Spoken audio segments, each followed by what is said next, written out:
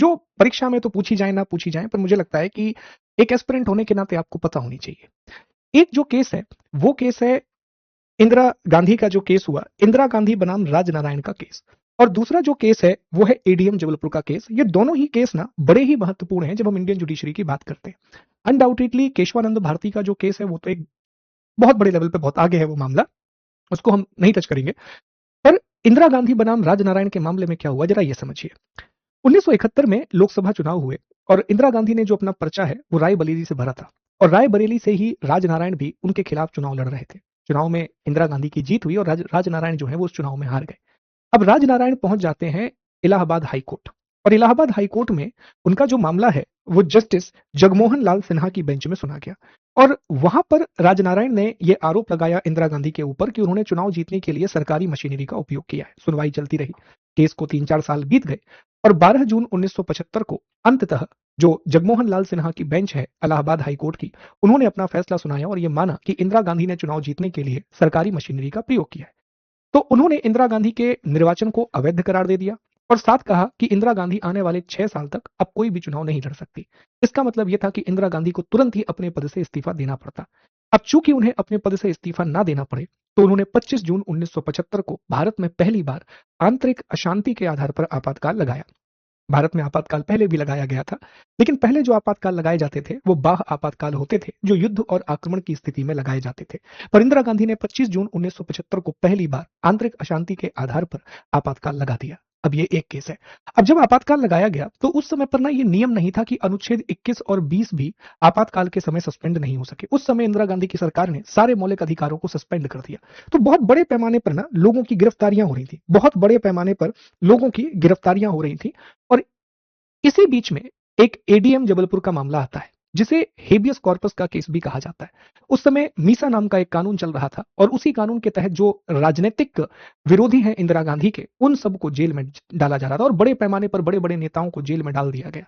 तो शिवकांत शुक्ला, ऐसे ही मध्य प्रदेश के एक कार्यकर्ता, तो एडीएम जबलपुर ने एक आदेश देकर के उन्हें भी कोर्ट भेज दिया, उन्हें भी जेल में बंद कर दिया। तब एडीएम जबलपुर के खिलाफ हेबियस कॉर्पस का एक केस गया।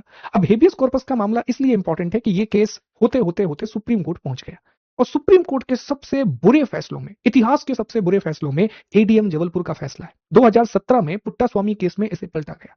एडीएम जबलपुर केस में सुप्रीम कोर्ट ने एक बहुत ही कंट्रोवर्शियल डिसीजन दिया, और 4-1 के बहुमत से सुप्रीम कोर्ट ने कहा कि सरकार जो कर रही है वो बिल्कुल सही है, क्योंकि आपातकाल के दौरान नागरिकों के मौलिक अधिकार पूरी तरीके से खत्म हो जाते हैं। तो एडीएम जबलपुर ने शिवकांत शुक्ला की गिरफ्तारी का जो आदेश दिया है, और भी जितने राजनीतिक लोगों को बंदी बनाया गया है, वो बिल्कुल सही है, क्योंकि भाई आपातकाल चल रहा है तो नागरिकों के मौलिक अधिकार सस्पेंड हो जाते हैं। एकमात्र जज जो उस समय पर थे वो थे एचआर खन्ना।